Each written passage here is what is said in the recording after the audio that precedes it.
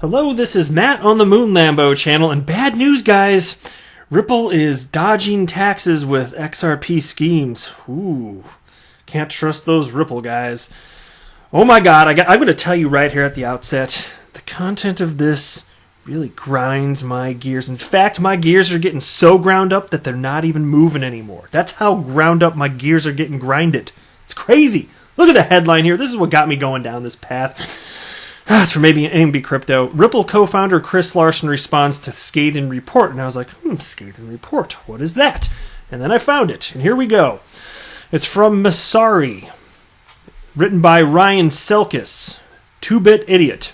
And no, that's not me making fun of him. That's what he calls himself on Twitter. 2-bit idiot. Okay, makes sense. And so this PC wrote up here is titled Ripple's Tax Shelter and XRP Schemes. And you know right there, when something's titled that, like, you're in for a show, right? Like, there's going to be some really interesting content with this, because clearly this guy has an agenda. It could not be more clear. And here he is on Twitter, and oh wait, I'm blocked. I forgot this happened some time ago. Now, Ryan Selkis, some of you'll know who he is and some won't. He's fairly well known in crypto media. He's got a bunch of followers. He's been on TV a couple times. And he clearly has an agenda. He's so anti-Ripple and so anti-XRP, and he will make whatever claims he needs to make bend the truth just enough so that, from his perspective, it's not outrageous, but it's still kind of outrageous. And then he'll just go on with his day. And then here we are. If you're Moon Lambo, you're left just picking up the pieces and setting things straight for everybody that's willing to listen, because this is pure nonsense. And so when I read this initially earlier today, as I was mapping out the videos I was going to record for the day, I came up with roughly 11 billion things I wanted to say in response to this utter nonsense. So let's see how much of it I can remember as I run through this. So I'll share that with you, and then I have an unrelated piece I'll share with you at the end from CoinDesk. Jury convicts a crypto Ponzi scheme OneCoin's lawyer on fraud charges. Before we go any further, if you would please delicately tap the like button. I definitely appreciate all the support, and it's good for the YouTube algorithm. So if you feel like supporting the channel and good old Moon Lambo, that's one way to do it. It don't cost you nothing.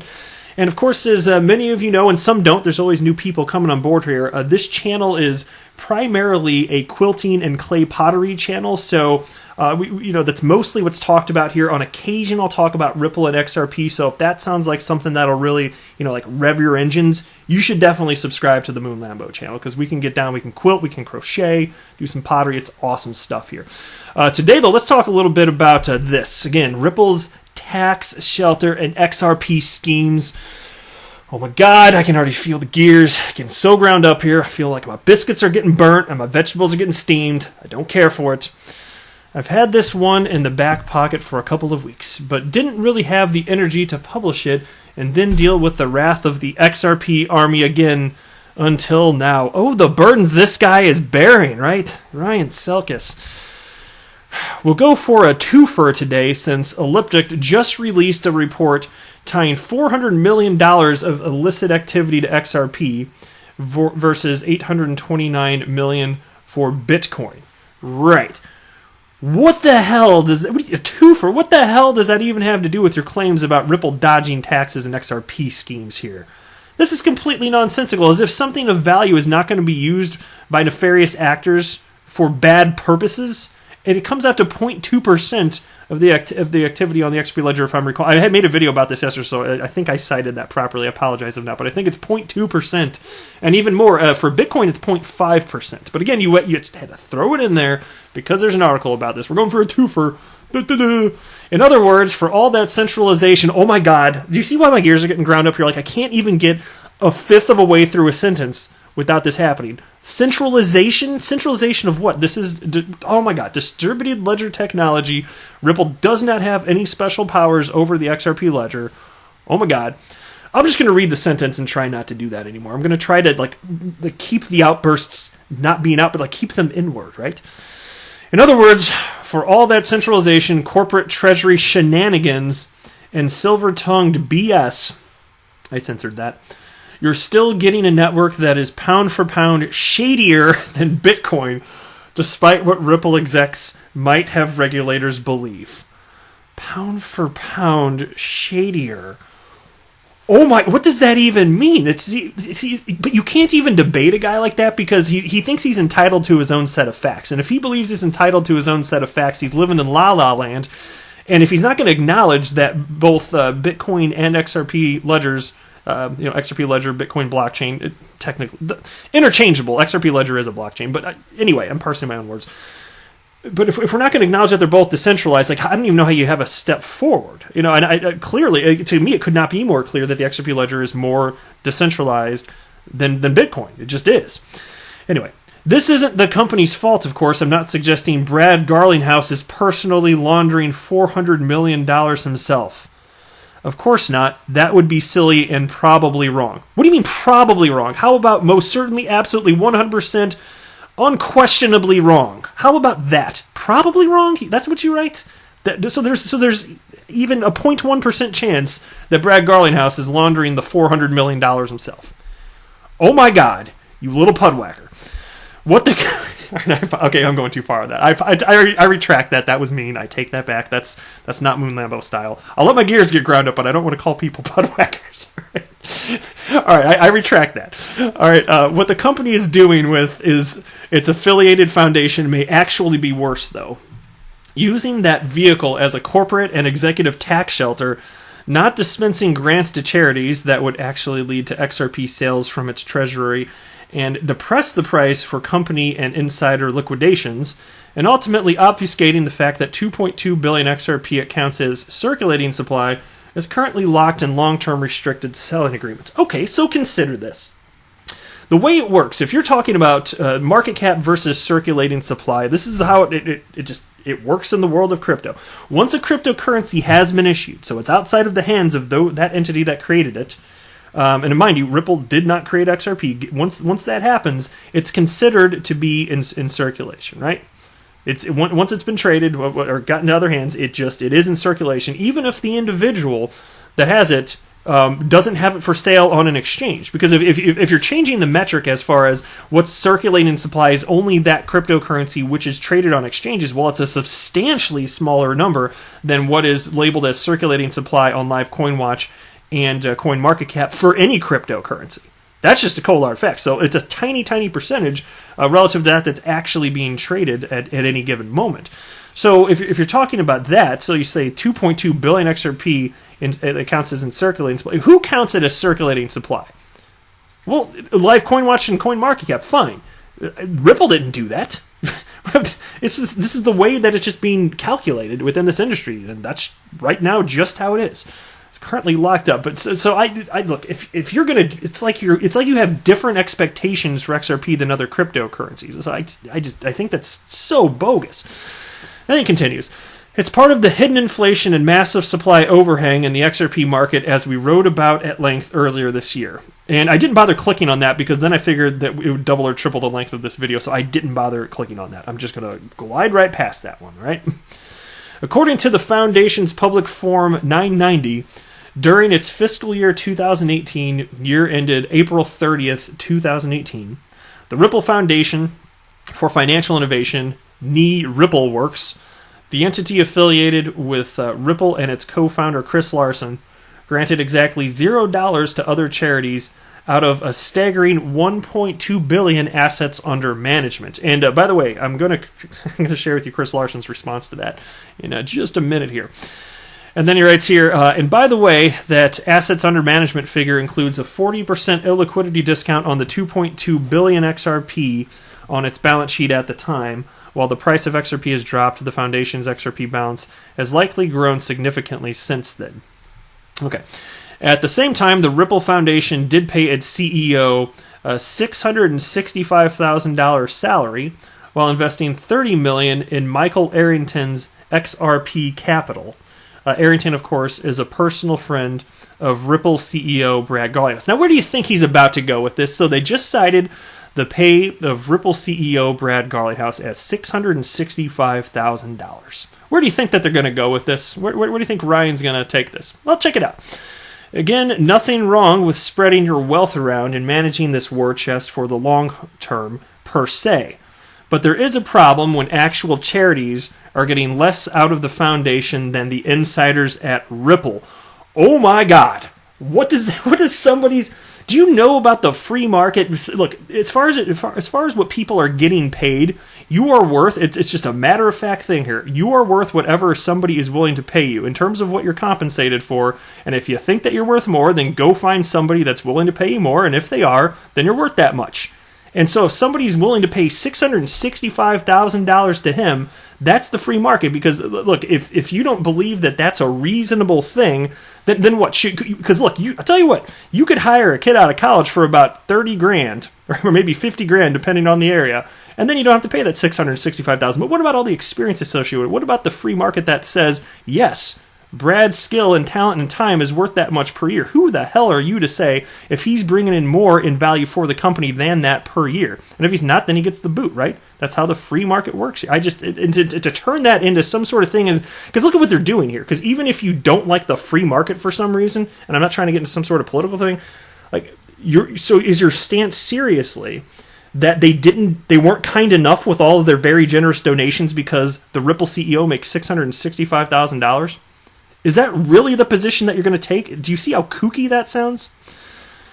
Anyway, the company donated $174 million to the foundation in 2018, likely using that as a perfectly legal write-off for a non-cash donation of property that the company, Smashing Keyboard, created out of thin air.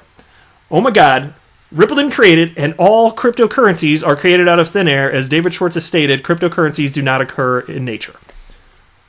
What the hell is the problem here, buddy? Why are you having trouble with this?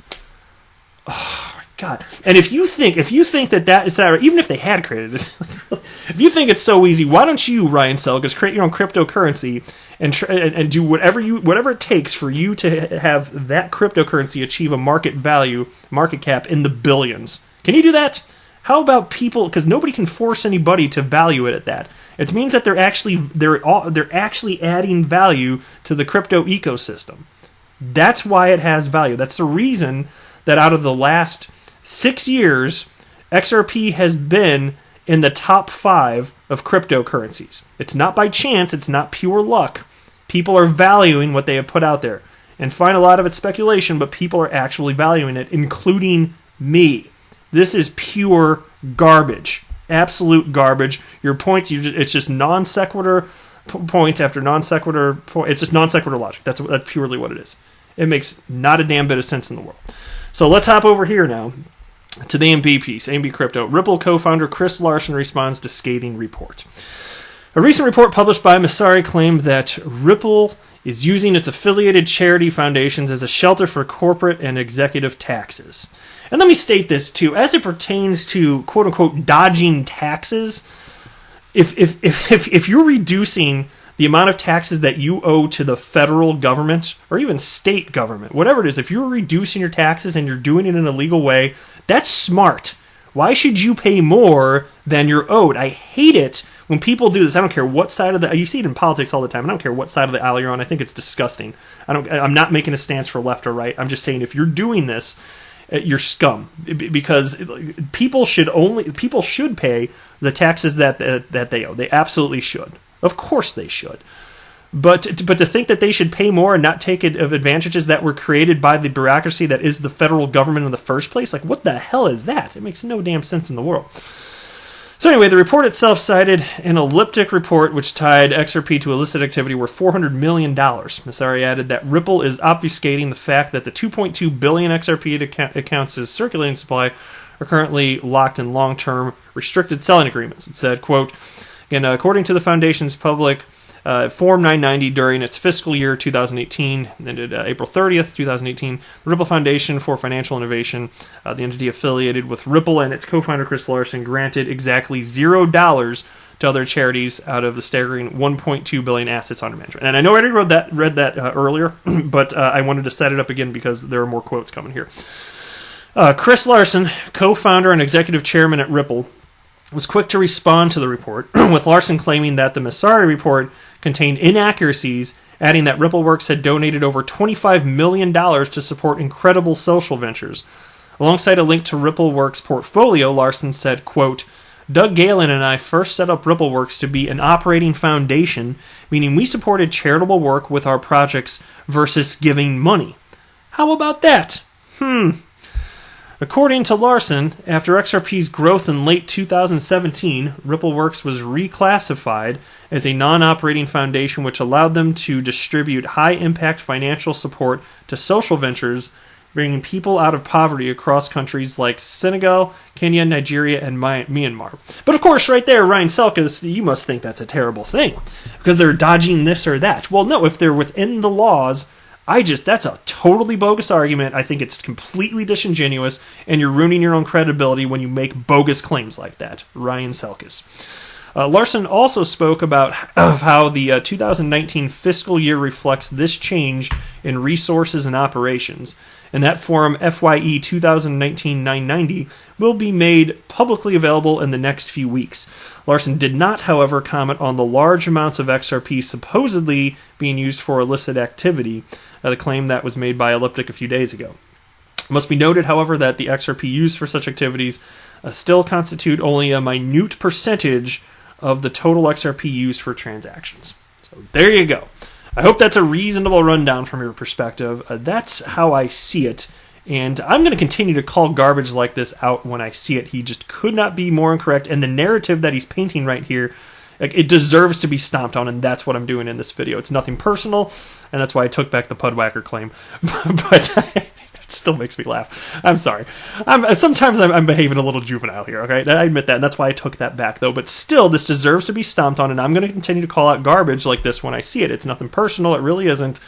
But he's wrong, and this is harmful information. Because think about when you first entered the world of crypto and you're trying to figure things out. Does XRP make sense in general? And then you come across nonsense like this. All it's doing is muddying the waters, and it's because he's got an agenda, clearly. There's no other reason for this nonsense. All right, next, I was tagged in this by Frecky. Thank you very much, good sir. I found this fascinating.